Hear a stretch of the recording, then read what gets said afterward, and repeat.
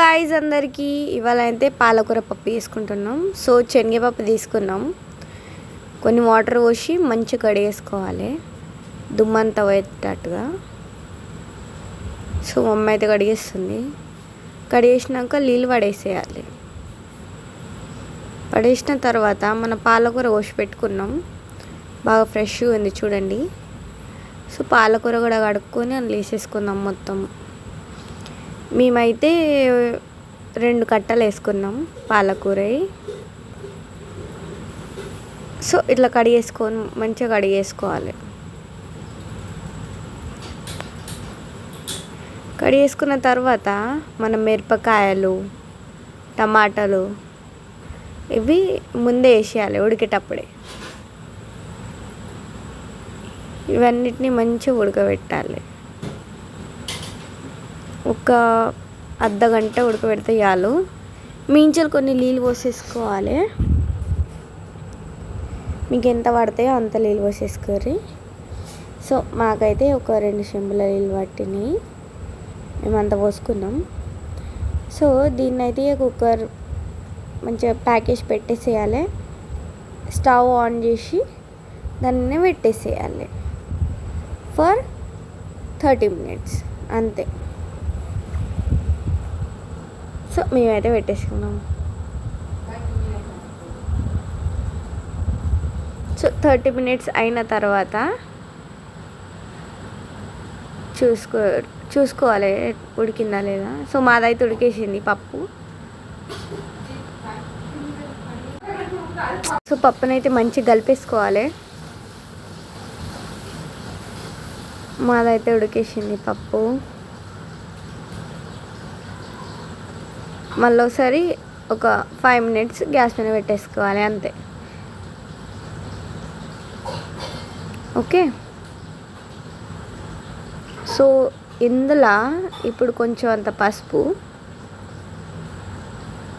కొంచెం అంత ఉప్పు, అల్లం ఇవి కొన్ని పల్లీలు వేసేసుకుందాం. ఇందులో పల్లీలు వేసిన తర్వాత కొత్తిమీరకి వేసేయాలి.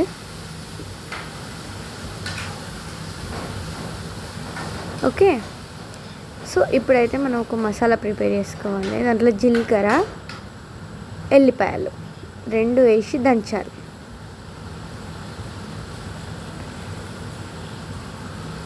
దంచి అది పక్కన పెట్టేసుకోవాలి.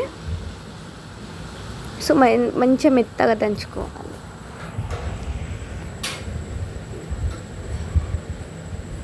అది తీసి పక్కకు పెట్టేసుకోవాలి. సో మళ్ళీ ఒక పేస్ట్ వేసుకోవాలి.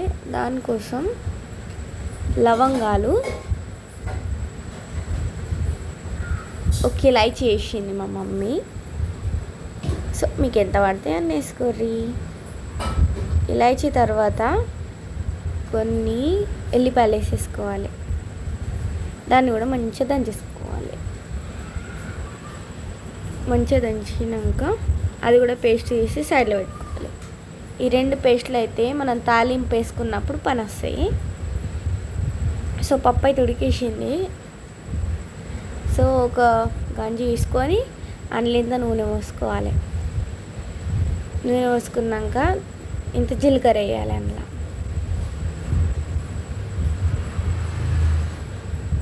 కొంచెం అంత వేయాలి, ఎందుకంటే 2 పేస్టులు వేసినాం కదా అందుకే. తర్వాత ఆనియన్ వేసేయాలి. ఇంట్లో ఆనియన్ వేసి మంచిగా కలిపేసుకోవాలి.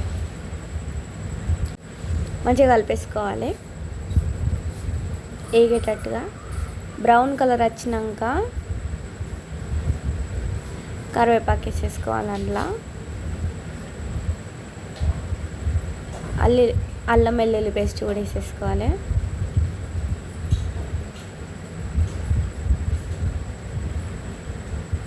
పెద్దది కల్జమాకు వేసేసినాం.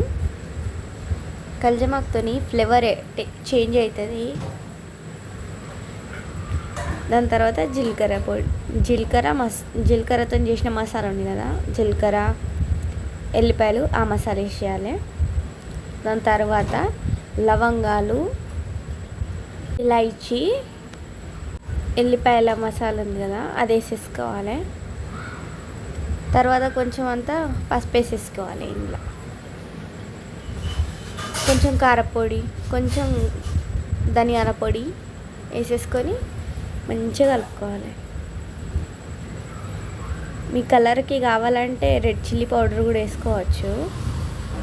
సో ఇక మన పప్పు అయితే వేసేసుకుందాం ఇందులో.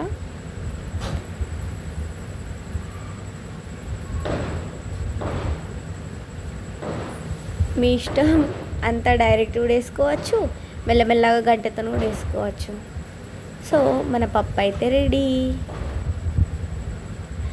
మీరు కూడా చేసుకొని చెప్పుర్రి ఎట్లా కుదిరిందో. మాదైతే రెడీ, మేమైతే తింటున్నాం.